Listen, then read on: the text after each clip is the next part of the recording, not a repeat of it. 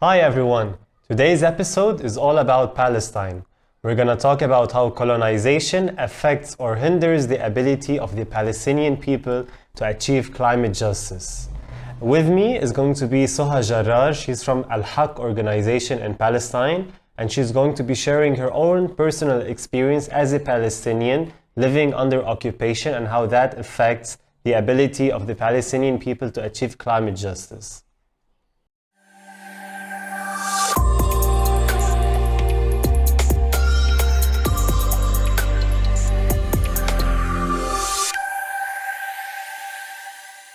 Hi everyone, and welcome to our third episode of the Climate Justice series on the Ajyal Podcast, brought to you by Youth for Nature. This is our third episode and our final episode for this series.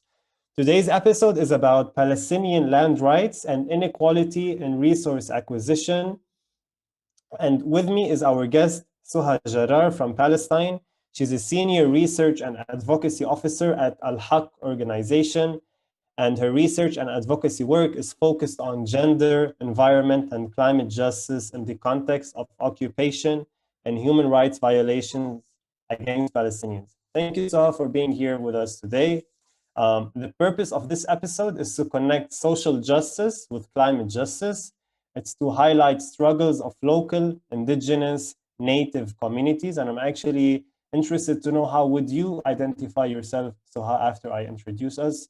And number three is to also discuss socio-ecological interactions. So our first segment is a quick question with a quick answer. Number one, isolationism versus integrationism. Integrationism. Is cultural justice part of environmental justice? Yes. Name one thing you lost due to occupation. My family unity.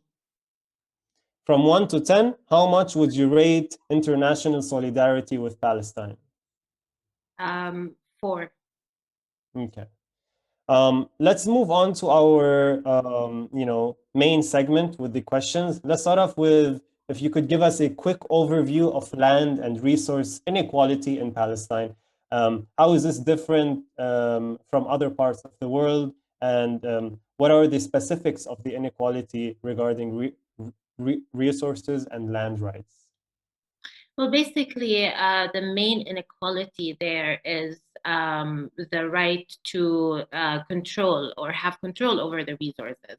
So Palestinians, in that regard, do not have control over resources is because most of the resource-rich areas in Palestine are controlled by the occupation.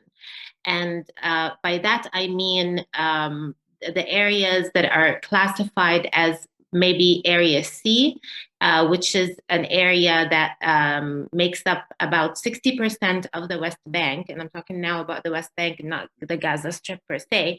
And Israel's complete control over these resources, including water, and the deprivation of the indigenous people of Palestine residing in these areas over these resources, while all the while the Israeli illegal settlers have complete access and complete connection to these resources. Yeah. And so how are the social, economic, and environmental conditions of colonized Palestinian youth different from those in the Western world? Well, there are a lot of similarities, actually. It depends also what you mean, by which category you mean by the Western world, right? Like one of the most striking things to me were while I lived in Canada, for example, or in places abroad, were the similarities between the deprivation of over resources for indigenous peoples inside Palestine and indigenous peoples outside of Palestine as well. But the main difference is that this is happening here within the context of occupation. So you have two authorities. You have one authority that has, which is the Israeli authority, the occupying power, that has complete control over resources within its jurisdiction, while indigenous people are still residing in those areas. So a lot of similarities for sure in terms of deprivation, in terms of access, in terms of access to clean, for example, water, let's say, but a lot of differences when it comes to kind of like the political aspect of it, or um, how it came about, and how colonization is also defined. So neocolonialism versus colonization and occupation that is happening on the ground. Okay, and so when the world is demanding of Palestinians to join the climate movement, what is lacking in Palestine that is, preventing Palestinians from joining the global climate movement? What is lacking in Palestine, or what should be demanded specifically in Palestine for Palestinians to be ordered to achieve climate justice? What do you mean by not being able to join the climate movement? So in the Western world, when the climate movement is demanding for climate or climate justice, they have, all the background needs or commodities that allow them to, go on the street and demand for a better climate, less greenhouse gas emissions, and that includes, public services, national security, and all of these things. So, well, what we're trying to tell our audience is that due to occupation, that is not relevant in Palestine, because occupation needs to be solved before Palestinians need to join that climate movement space. I wouldn't say necessarily that Palestinians have not joined the climate movement, though, because the climate movement is not just about mitigation. Climate change has two main pillars, right? It's mitigation and adaptation as well. But what is relevant to Palestinians is adaptation, and adaptation comes with acquisition to resources and the right to access these resources. And I would say that Palestinians have made a lot of efforts, especially the youth, have made a lot of efforts in joining the global movement, just not in the Western context, not through what it means for the Western world, because joining the climate movement doesn't just mean that we are calling for renewable energy or calling for clean energy or etc. It also means that we're calling for adaptation abilities. And this is what applies to Palestine, and this is what applies usually to countries that do not have or places that do not have the resources in order to switch from adaptation oriented action to mitigation oriented action. So I would say, in a sense, that Palestinians have joined, of course, not to at a very large extent. But mainly the main reason why also we are unable sometimes to put this within or under the umbrella of climate change movement, let's say, is because, first of all, climate change or environmental rights defenders are human rights defenders. Human rights defenders are systematically targeted in Palestine, including environmental rights defenders. So, in a sense, I would say that Palestinians have and have been working under the umbrella of climate justice.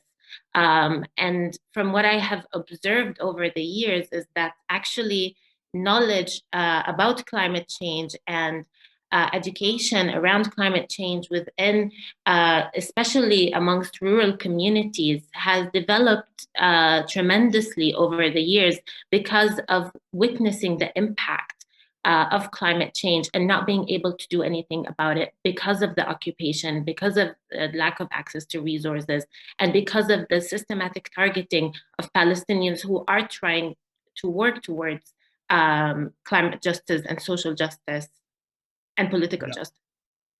Thank you for that.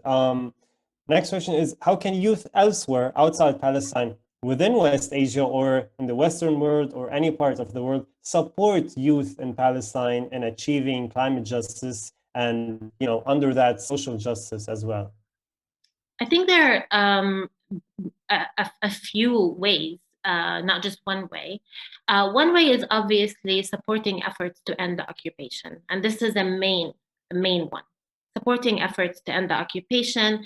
This comes through so many means that I'm not going to get into in details right now because we have a little bit of time restriction, and this is a whole other topic as well. But supporting the end of the occupation means supporting Palestinians achieving environmental and climate justice eventually. Another way would be to through collective action and through bringing together similar experiences of different parts of the world where people experience the same or very similar climate justice or climate injustice, environmental injustices, um, but under different contexts. So bringing the occupation or bringing any context of occupation, not just Palestine, there are other um, uh, other occupied countries out there as well. So bringing the occupation as a main obstacle to achieving climate justice is something that should be part of the global climate justice movement. So what we're saying is, acquisition to land or land rights and resource equality in Palestine should and only should happen through ending occupation. That is the main focus, and by that we can start to achieve that. Or is there a Yeah. balance? If you dig deep into the Palestinian issue and the environmental injustices that are happening in Palestine, you really will not be able to find any other scenario where you can achieve climate justice without ending the occupation. So Yeah. ending the occupation is a main one. I'm not saying it's the only one, but it's the main one. It's a starting point. And then after that, of course, there there are many things that would arise as a result of unfolding injustices that are happening outside of the context of occupation. But right now, wherever you go in Palestine, whether it being in the occupied Gaza Strip, in the occupied West Bank, everybody will tell you it's the occupation. And we have tried to actually include, or diversify our research when it comes to, okay, let's not put the occupation aside, but let's talk about other things. It was really difficult, especially speaking to people who are impacted, the most impacted. Yeah. So, last question. Could you give us some examples of violations against socio-ecological practices in Palestine related to climate justice? And so, as an example, the occupation cutting down very old olive trees as part of, destroying that relationship that like indigenous Palestinians have with nature. So, what we're trying to, highlight some examples of how indigenous communities in Palestine have like their relationship with nature, and how is that being bombarded or destroyed by the occupation. If you have like just a few examples of that. Absolutely. The main one or not the main one of the main things that we have observed while doing research and while speaking to people and also just observing and hearing stories. Storytelling is also very important when we talk about indigenous knowledge and indigenous knowledge, basically, of the land, of the resources. These are very important things. What access to water is a main issue, and access to land and access to grazing areas, because these are cutting the possibility of herding communities sustaining their traditional way of living, which is a sustainable way of living. People know the land. People know what is good for the land. The indigenous people know what is good for the land. There's an example also that recently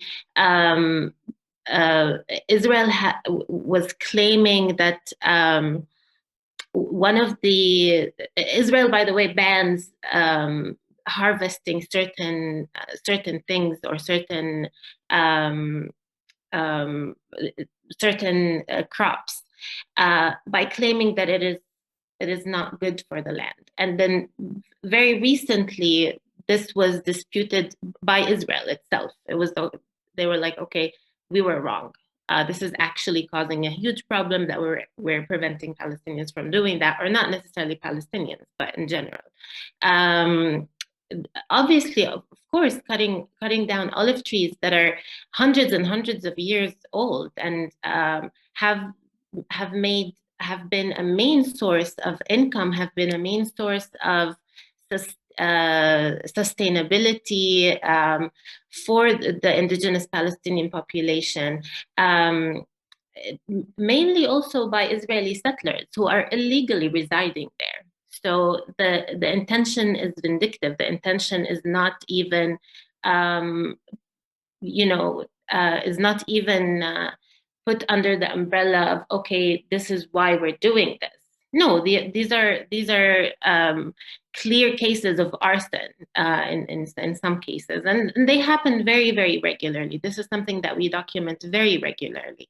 But access to water and land, especially, has made it very difficult to sustain livestock, to sustain herding communities' traditional way of living, simply because if you don't have water, if you don't have access to grazing areas and access to these lands, you will no longer be able to sustain them. And this has prompted, unfortunately, many young people to resort to working in illegal Israeli settlements and abandoning their traditional way of living.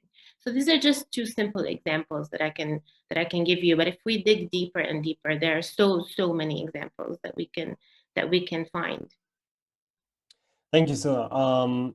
What we've learned is that climate injustice is directly related to social injustice, and it is also, causing cultural injustice at the same time, because the relationship between indigenous people in Palestine and nature is directly related to how the culture developed throughout, generations and generations. One last thing I'd like to ask you is, do you have any call to action, anything about the future that you'd like to ask of fellow youth who might be listening to this? Well, I don't want to go into like technical things that we usually go into and say, okay, let's ask the European Parliament for this, and um, you know, let's do this type of action. As I said before, not to simplify the issue, but let's think of um, the experiences of indigenous peoples as inherently also connected and integrated, because colonialism, the practices of colonialism are very similar, and history repeats itself in a very, very obvious and clear way. Obviously, they're not identical in different countries, but again, one of the things that struck me most when I was living abroad is much uh, how much related we are together. So if we're working on climate justice in Canada, if we're working on climate justice in North America, in South America, when we try to understand the Palestinian issue, or the Palestinian climate injustice issue, let's try to make it relevant. Let's not try not to complicate it in our heads and say, okay, but this is an occupation and it's a very complicated issue. No, it's not actually. It's simpler than people might think, and indigenous experiences are very, very similar to each other, and colonialism and colonial practices are also very similar. So this is something maybe to just start with, and how we think about these things, and what you mentioned also about indigenous people's relation to the land and to the nature. One of the things that one of the people said to me while we were doing some kind of research in one of the rural areas in Area C that was very remote and not connected. He said, we are not unhappy with our lives. We're happy with our lives. That our main obstacle is the occupation. Just because you see us not connected to water, that's not why we're not connected to water. It's not because we want to live like this. It's because we are not granted access to this water. So maybe changing the way of thinking would be a good starting point, I would say. Yeah. Suha, thank you so much. These were my questions. I know that we can draw a lot of more conclusions and ask more questions about this particular subject. I thank you so much for this. Any additions to what you said will be linked in the comment box of this episode. Thank you, Suha. Thank you, Diane, and congratulations on the series. Thank you. All right. Bye. Bye. This was our last episode on the first series of the Ajyal Podcast, Climate Justice in West Asia. Please don't forget to register for the webinar, the conclusive webinar of the series, down in the link below. And we'll be having our guest, Dr. Rani Al-Masri. She's a regional expert, especially on the topic of colonization and Palestine. So tune in and register in the link below. And don't forget that we always have a blog post associated with every episode where we link more or additional resources and the bio of the guest speakers and how to contact them.